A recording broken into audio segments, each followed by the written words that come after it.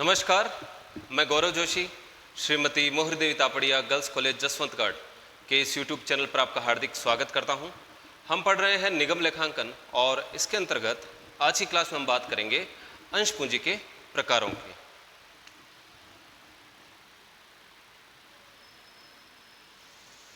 अंश पूंजी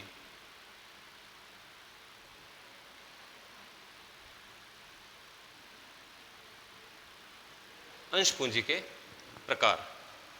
तो जब किसी कंपनी को पूंजी की आवश्यकता होती है तो वो अपनी पूंजी को छोटे छोटे अंशों में विभक्त कर देती है और जनता को उन अंशों को खरीदने के लिए आमंत्रित करती है। तो अंश पूंजी के प्रकारों में पहला है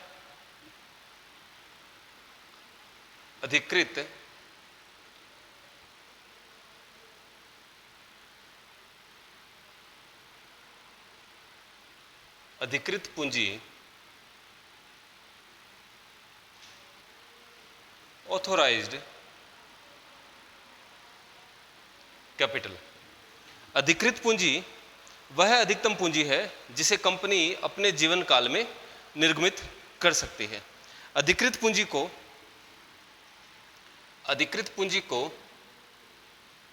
पंजीकृत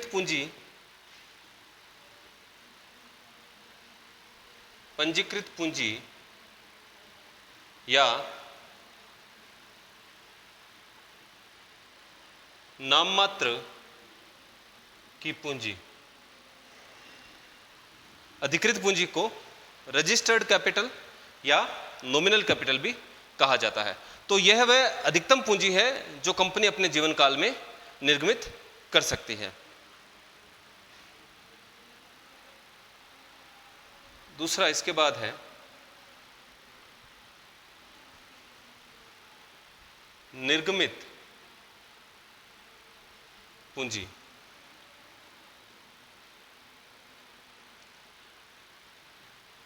इश्यूड कैपिटल।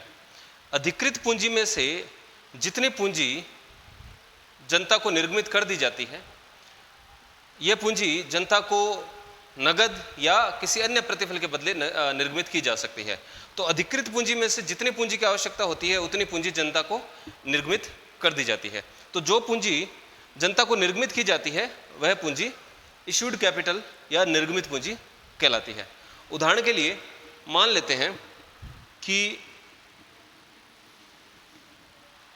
जब कंपनी का समामेलन हुआ, जब कंपनी की शुरुआत की गई, तो कंपनी ने 1,00,000 अंश 50 रुपए वाले अंश का 50 लाख रुपए की पूंजी कंपनी को चाहिए अपने जीवन काल में। तो इस 50 लाख पूंजी को छोटे छोटे अंशों में 50-50 रुपए के अंशों में इसने विभक्त कर दिया। तो 50-50 रुपए के 1,00,000 अंश, 1,00,000 शेयर्स में अपनी 50 लाख रुपए की पूंजी को विभक्त कर दिया और इस पूंजी को रजिस्टर करवा लिया, पंजीकृत करवा लिया। तो कंपनी की जो अधिकृत पूंजी है, मान लेते हैं कि 1,00,000 अंश है 50 रुपए वाले, 50 लाख रुपए अधिकृत पूंजी है। इस 50 लाख में से कंपनी को अभी 25 लाख रुपए की आवश्यकता है। तो कंपनी ने 50,000 अंश 50 रुपए वाले निर्गमित किए। तो जनता को 25 लाख रुपए की अंश पूंजी निर्गमित की है। तो कंपनी की अधिकृत पूंजी तो है 50 लाख रुपए और अधिकृत पूंजी में से जितनी पूंजी जनता को निर्गमित की जाती है नगद या अन्य प्रतिफल के बदले, वह पूंजी निर्गमित पूंजी इश्यूड कैपिटल कहलाती है। तीसरा प्रकार है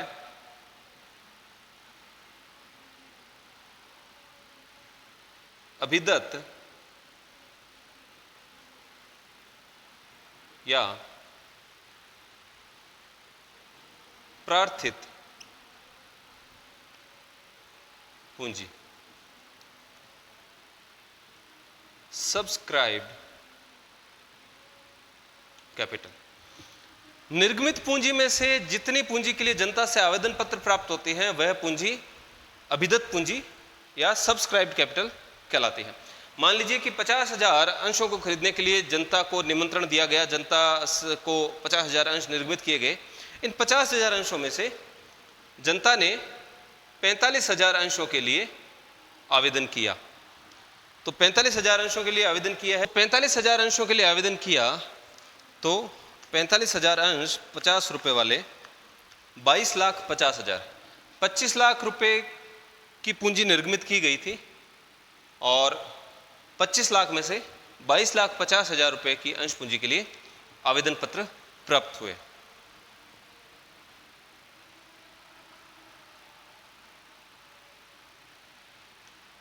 मांगी गई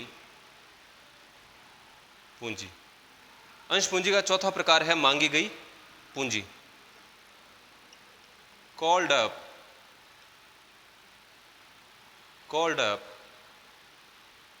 कैपिटल।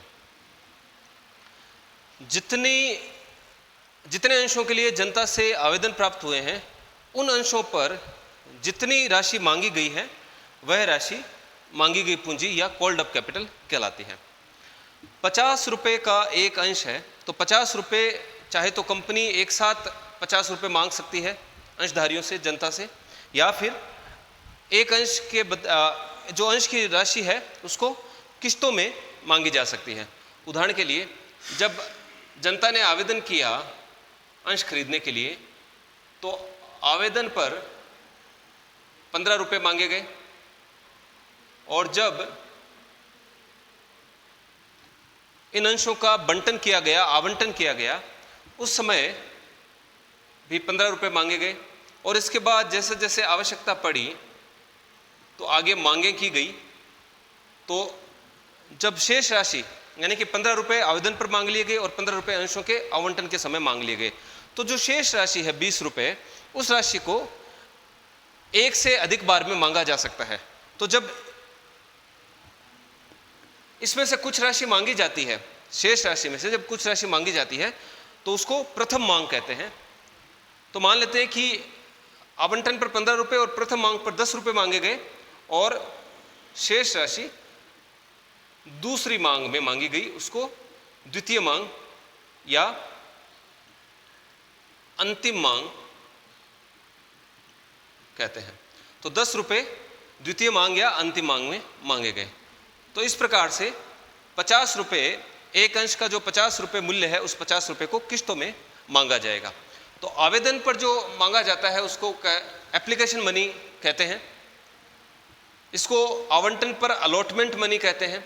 प्रथम मांग पर जो राशि मांगी जाती है उसको फर्स्ट कॉल कहते हैं और जो आगे राशि मांगी जाती है उसको सेकंड कॉल, थर्ड कॉल या फाइनल कॉल कहा जाता है। तो 50 रुपये अंश का मूल्य है और इसको किस्तों में मांगा जा सकता है। तो 50 रुपये में से जितनी राशि मांगी गई है अंशों पर उसको मांगी गई पूंजी कॉल्ड अप कैपिटल कहते हैं। मान लेते हैं कि प्रथम मांग तक ही अभी तक राशियां मांगी गई है, यानी कि इन अंशों पर 50 रुपये में से 40 रुपये अभी तक मांगे गए हैं।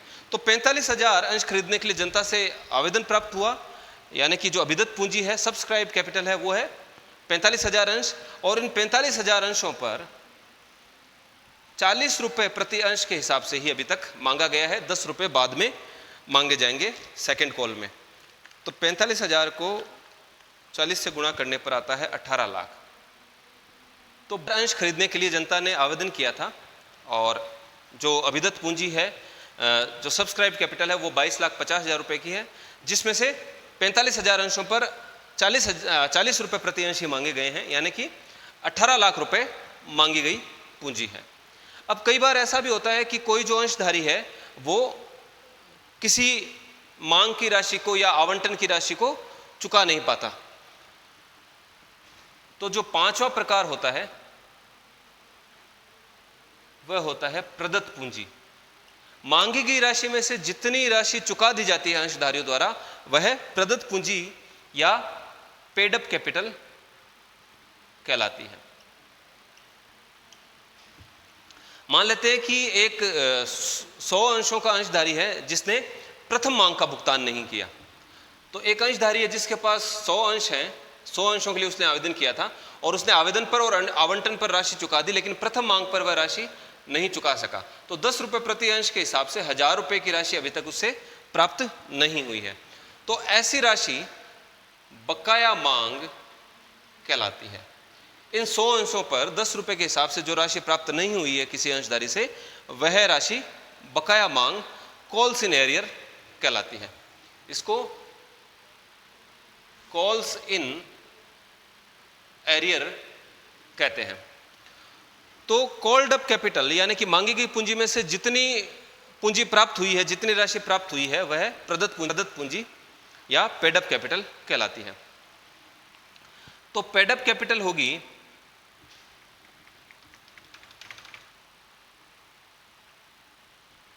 कॉल्ड अप कैपिटल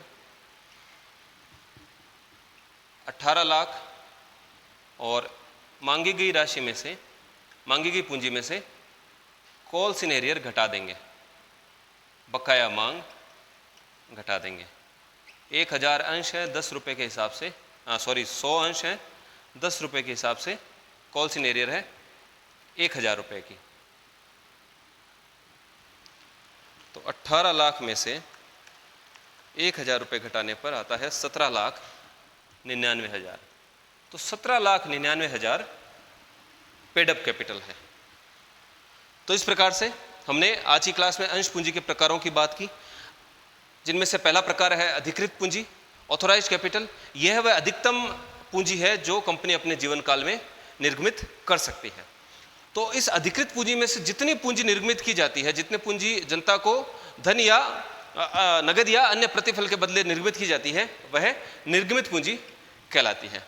फिर निर्गमित पूंजी में से जितनी पूंजी के लिए जनता से आवेदन पत्र प्राप्त होते हैं, वह पूंजी अभिदत्त पूंजी या सब्सक्राइब्ड कैपिटल कहलाती है। और अभिदत्त पूंजी में से जितनी राशि कंपनी द्वारा मंगवाई जाती है, वह पूंजी मांगी गई पूंजी कहलाती है।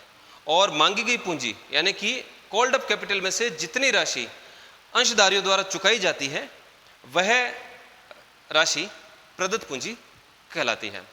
तो आज की क्लास में इतना ही। मैं आशा करता हूं कि आज की क्लास में हमने जो पढ़ा वो आपको अच्छे से समझ में आया होगा। इस वीडियो को लाइक कीजिए, शेयर कीजिए, हमारे YouTube चैनल को सब्सक्राइब कीजिए। धन्यवाद।